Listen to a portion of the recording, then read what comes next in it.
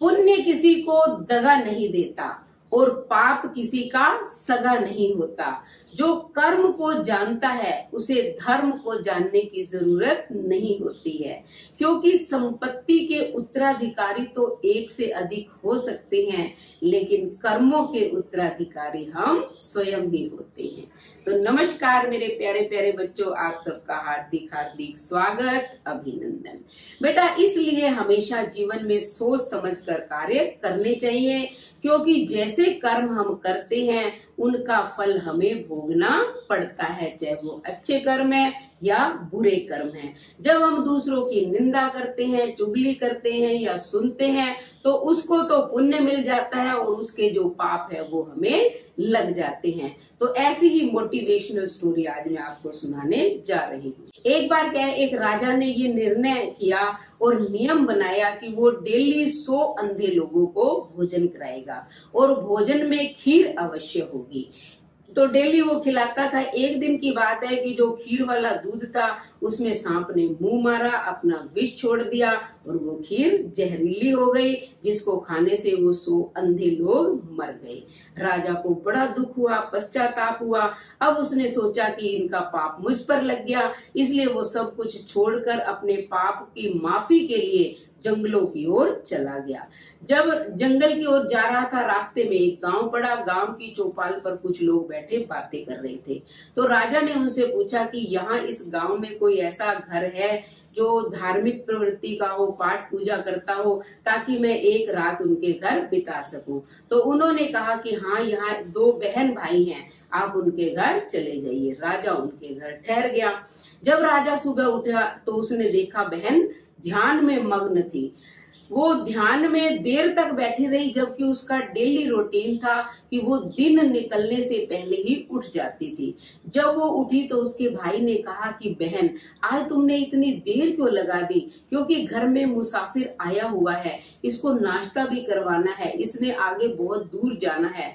तब बहन ने कहा कि भैया, मुझे देर इसलिए हो गई क्योंकि आज ऊपर जो है एक फैसला सुनाया जाना था।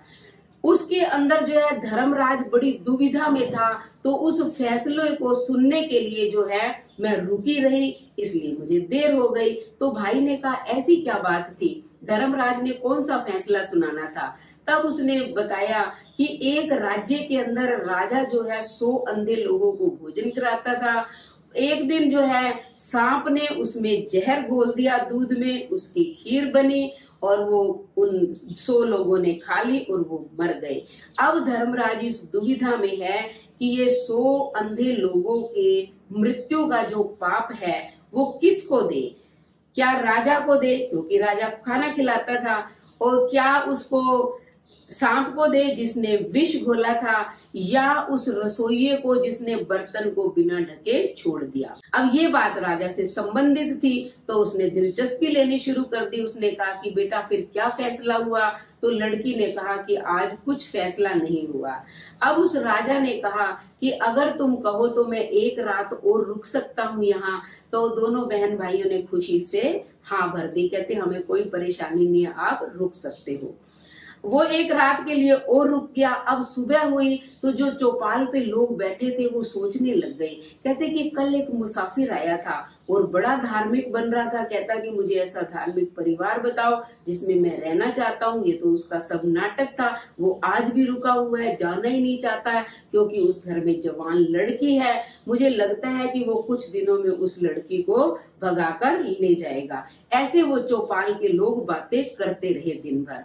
रात हुई, सब सो गए। सुबह लड़की ने फिर ध्यान लगाया और वो अपने रूटीन के अनुसार जो है वक्त पर उठ गई। तब राजा ने उससे पूछा कि बेटी आज फैसला हुआ? उसने कहा हाँ। तो कहते हैं कि हत्या का पाप किसे मिला? तब उस लड़की ने बताया कि उस हत्या का पाप तो इसी गांव की चौपाल पर बैठे लोग ले गए। तो बेटा, जो व्यक्ति दूसरों की निंदा करता है तो दूसरों के पापों का भोगी वो खुद हो जाता है। उसे उसका पाप जो है अपने सिर पर लेना पड़ता है और भुगतना पड़ता है। धर्मराज फिर उसको जो है दंड देता है, जिस व्यक्ति ने किया था उसको नहीं। और राजा से तो अनजाने में गलती हुई थी, राजा का तो कोई दोष था ही नहीं। तो धन्यवाद।